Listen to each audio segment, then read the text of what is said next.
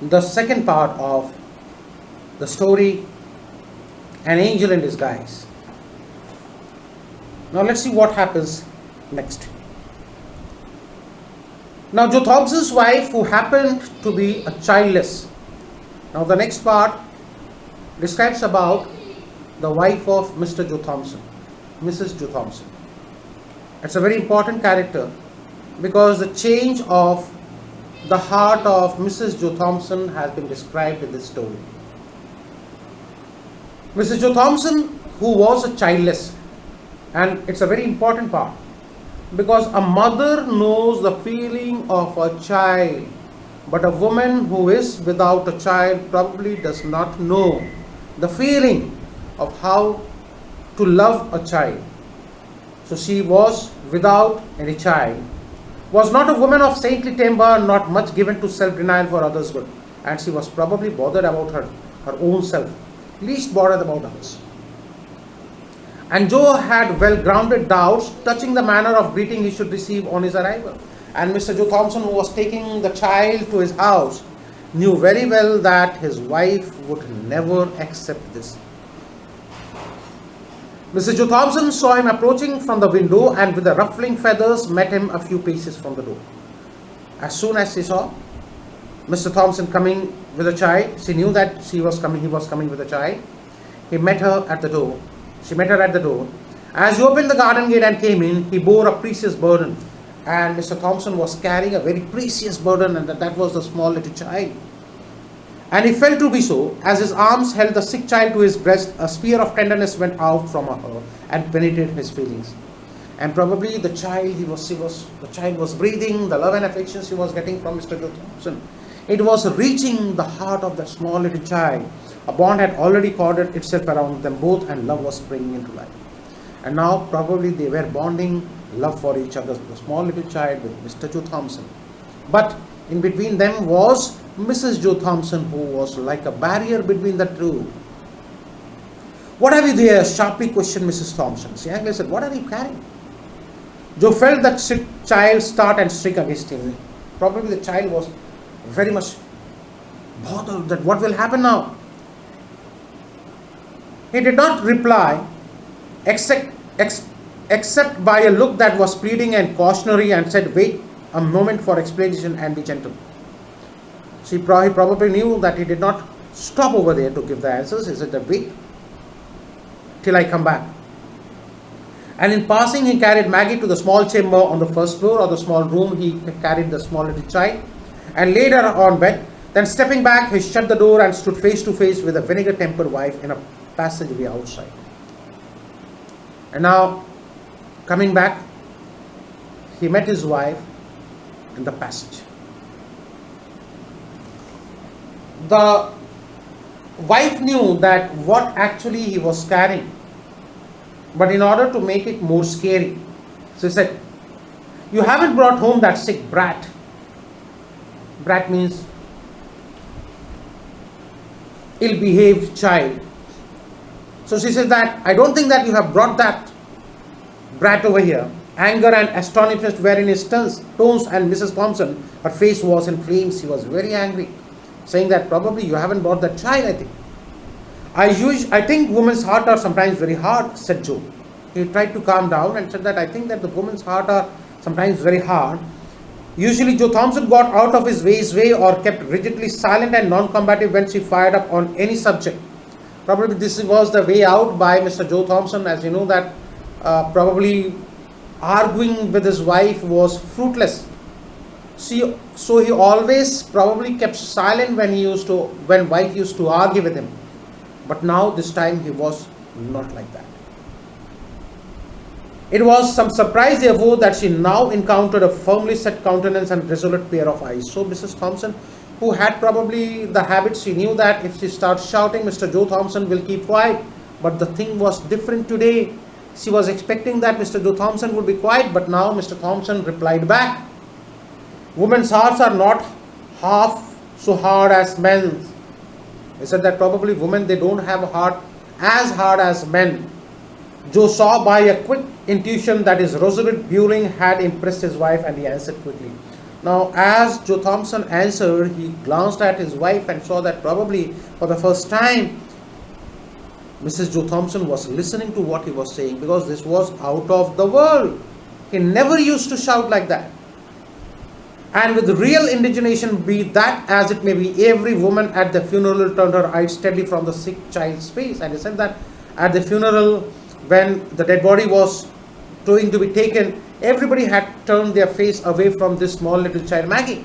And when the cart went off with the dead mother hurried away and left her alone in that old hut with the sun not an hour in the sky. And now it was going to get dark, just an hour was left before sunset.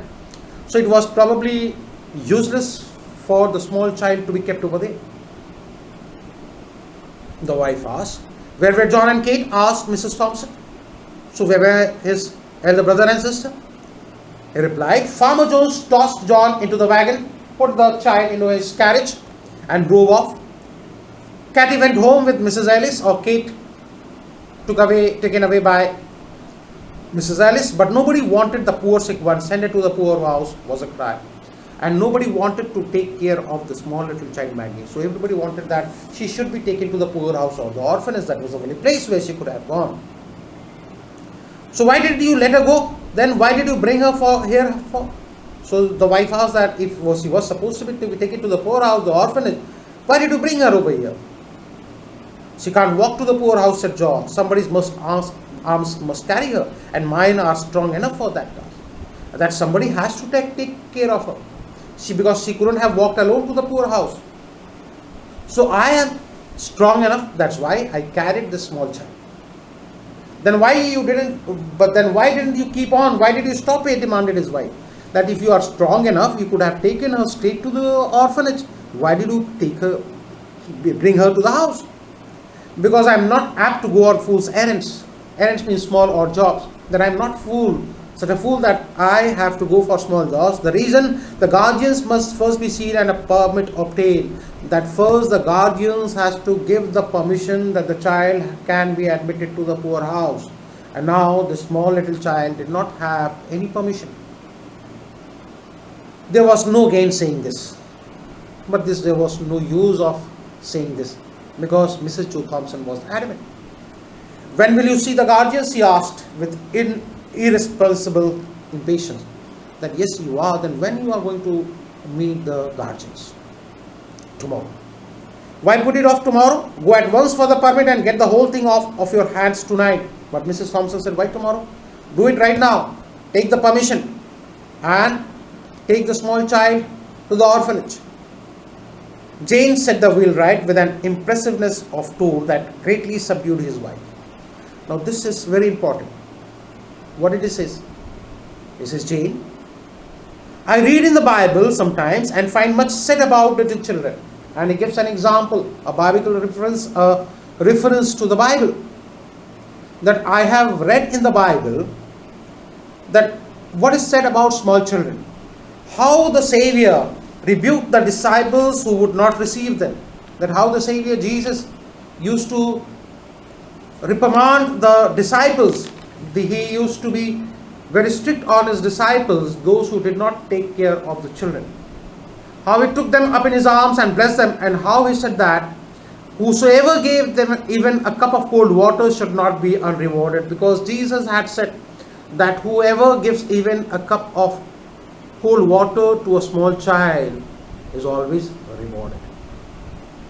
Now it is a small thing for us to keep this poor motherless child, little one, for a single night, to be kept to her for a single night, to make her life comfortable for a single night.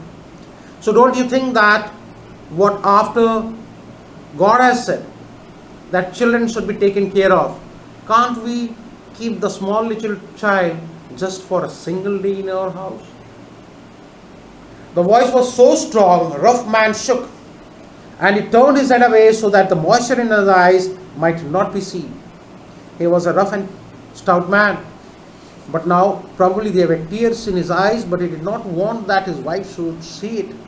He turned his face. Mrs. Joe Thompson did not answer, but a soft feeling crept into her heart. But the first change in the heart of Mrs. Joe Thompson had already started. "Look at her kindly, Jane. Speak to her kindly," said Joe. Think of a dead mother and the loneliness, the pain, the sorrow that must be on all her coming life. And just think about the pain she is going to bear for the whole of her life from now. Because at a very young, tender age, she has lost her mother.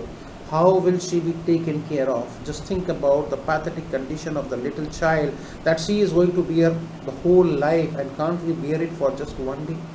Or share it for one day for the small little child? The softness of her heart gave unwanted eloquence to his lips. And the softness of his heart, of Mr. Joe Thompson, has come to his lips. Mrs. Thompson did not reply, but presently turned towards the little chamber where her husband had deposited Maggie. She was not angry anymore. She turned off and went to the room where small little child was kept. And pushing open the door, went quietly in, though did not follow. So Mrs. Joe Thompson went into the chamber, but Mr. Joe Thompson did not follow the lady.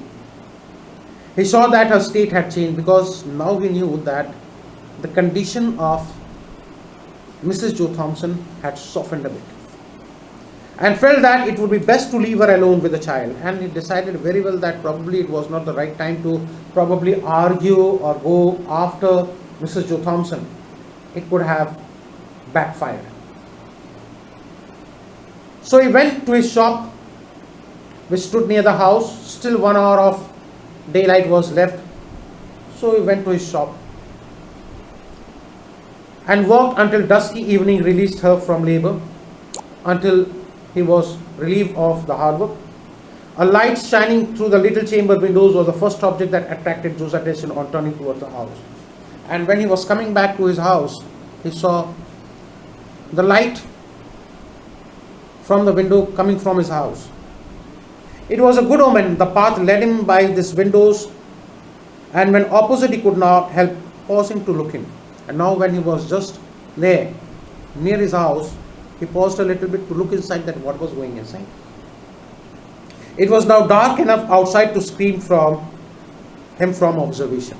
As you know that if outside is dark and inside it's a lighted one, probably a person who is in the dark cannot be seen from inside. So Mr. Joe Thompson was trying to look inside the house, which he could see, but person inside could not see. Maggie lay a little raised on a pillow with a lamp shining full upon her face, and the small little child was lying, but with an upraised position with the help of a pillow. Mrs. Thompson was sitting by the bed talking to that child, but her back was towards the window so that her countenance was not seen. So from outside, Mr. Joe Thompson could see the face of the small child, but the face of Mrs. Joe Thompson could not be seen. So Mr. Joe Thompson had to observe the things, that probably what was going on and how Mrs. Joe Thompson was behaving. But her back was towards the window so that her countenance was not seen. From Maggie's face, therefore, Joe must read the character of their intercourse. So he had to observe that what was actually going on. He saw that her eyes were intently fixed upon his wife, that now and then a few words came as if in answers from the lips. Probably the small child was saying with his lips small words, yes or no, something like that. That her expression was sad and tender, but it was nothing of bitterness of pain. A deep drawn breath was followed by one of relief as well lifted from the heart. So we come to the end of the second part of it. I again say, when you start, please keep your books ready so that whenever you require, you can probably consult it, stop wherever you feel like, and rewind it, see it over and again. So till the next episode, goodbye, take care, thank you.